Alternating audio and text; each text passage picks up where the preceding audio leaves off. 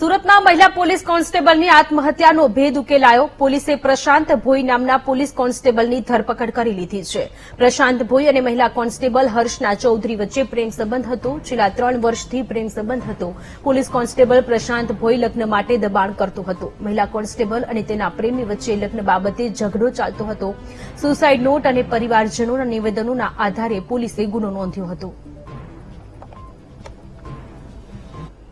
સંવાદદાતા શૈલેષ ત્રિવેદી ફોનલાઈન પર જોડાયેલા છે। શૈલેષ, થોડા સમય પહેલા સુરતમાં મહિલા કોન્સ્ટેબલે જીવન ટૂંકાવ્યું હતું, આખરે ભેદ ઉકેલાયો છે।